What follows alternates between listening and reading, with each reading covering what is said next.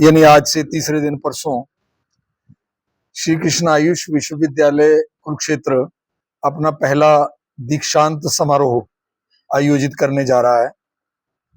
आपकी जानकारी के लिए बता दूं कि किसी भी विश्वविद्यालय का दीक्षांत समारोह उस समय आयोजित किया जाता है जब उस विश्वविद्यालय से पहला स्नातक बैच जो पास आउट हो जाता है। हमारा इस यूनिवर्सिटी बनने के बाद पहला स्नातक बैच बीएमएस का बैच जो था वो 2024 में पास आउट हुआ है और हम 2025 में इसका दीक्षांत समारोह आयोजित कर रहे हैं। स्नातक छात्रों के साथ साथ अभी तक यहाँ जो हमारा 3 साल का एमडीएमएस यानी पोस्ट ग्रेजुएट आयुर्वेद का जो कोर्स होता है उसके 3 बैच अभी तक निकल गए हैं, उनको भी साथ में ही इस दीक्षांत समारोह में पदवी दान जो है वो दिया जाएगा। महामहिम राज्यपाल जो इस विश्वविद्यालय के कुलाधिपति भी हैं श्री बंडारू दत्तात्रेय जी इस दीक्षांत समारोह की अध्यक्षता करने जा रहे हैं, जो 12 और 12:30 बजे के बीच में यहाँ पर पधार जाएंगे और हम ये अपना दीक्षांत समारोह लगभग 2-2:30 बजे के बीच में अपना दीक्षांत समारोह जो है वो पूर्ण करेंगे। इसमें 46 स्नातक छात्रों को पदवी दान दिया जाएगा, जिसमें से 30 जो हैं वो महिलाएं हैं और 16 पुरुष छात्र हैं, चिकित्सक बनके जो निकल गए हैं। और हम इसमें 126 स्नातकोत्तर चिकित्सकों को जो पढ़ के यहाँ से जा चुके हैं उनको पदवी दान दे रहे हैं और उसमें से 41 पुरुष हैं और 85 महिलाएं हैं। इसके साथ साथ पदवी दान वाले दिन हम एक मानद डॉक्टर ऑफ लिटरेचर डी.लिट की डिग्री भी एक बड़े विख्यात भारत के वैद्य को हम वो डिग्री देने जा रहे हैं महामहिम के हाथों।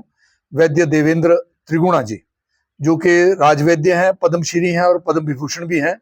उनके पिताजी भी राजवैद्य रहे और उनका आयुर्वेद के प्रचार प्रसार और विशेष योगदान उनके परिवार का और उनका जो आज भी चल रहा है। जितने संस्थाओं से न मैं भी ना पढ़े हुए वैद्य जो देश में कहीं भी हैं, उनके पास जो ज्ञान है उनके पास स्नातक और स्नातकोत्तर विद्यार्थियों को भेजा जाता है और वहां पर वो 2 साल की फेलोशिप लेके 1 साल का सर्टिफिकेट कोर्स लेके उनके पास से उस ज्ञान को प्राप्त करते हैं और मेन स्ट्रीम में उस ज्ञान को लाते हैं। ऐसी कार्य के लिए राष्ट्रीय आयुर्वेद विद्यापीठ भारत सरकार ने एक अपना उपक्रम बना रखा है।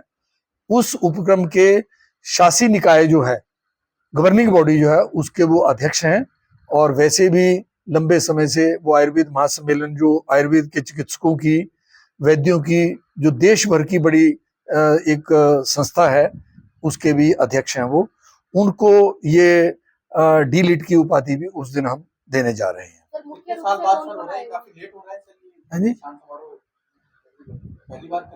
पहली बार कर रहे हैं और कोई लेट नहीं है, क्योंकि पिछले साल ही हमारी पहली स्नातक का बैच जो है वो निकला है और हम तुरंत ही इसको करने जा रहे हैं। मुख्य अतिथि के रूप में हमें भारत सरकार के आयुष मंत्रालय के सचिव वैद्य राजेश कोटेचा जी जो पद्मश्री हैं, पद्मश्री वैद्य राजेश कोटेचा जी इसमें मुख्य अतिथि के रूप में भाग लेंगे। दीक्षांत समारोह में ड्रेस कोड क्या रहेगा? ड्रेस कोड इसमें भारतीय परिधान इसमें रहेगा। सफेद कुर्ता और पजामा पुरुषों के लिए है और महिलाएं भी अगर सलवार कमीज पहनना चाहती हैं तो सफेद रंग की रहेगी और अगर वो साड़ी पहनना चाहती हैं तो क्रीम कलर की साड़ी जो है वो उनके लिए परिधान है। हमने निमंत्रित किया था, उनकी तरफ से हमें समय नहीं मिल पाया, वो अपने कार्य में और कार्यों में व्यस्त है। सीएम साहब भी कहीं एसजीटी यूनिवर्सिटी में पहले से कोई खेल कूद कार्यक्रम का बड़ा आयोजन है, उसमें व्यस्त हैं, इसलिए उन्होंने अपनी शुभकामनाएं, शुभ संदेश जो है वो भेजा है, वो नहीं आ पा रहे हैं। ये 126 मैंने कहा स्नातकोत्तर और 46 जो हैं वो स्नातक हैं। और इसके अतिरिक्त भी हम 26 उपाधि धारकों को, जो स्नातक और स्नातकोत्तर हैं, उनको स्वर्ण पदक भी इस दिन मुख्य अतिथि के हाथों से दिए जाएंगे।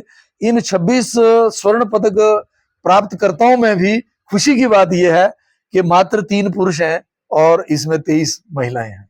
ये बहुत खुशी की बात है कि महिलाओं ने अपना परचम जो है वो इस क्षेत्र में भी लहराया है। बेटी बचाओ बेटी पढ़ाओ बहुत साकार हो रहा है हरियाणा में और बहुत अच्छे तरीके से हो रहा है।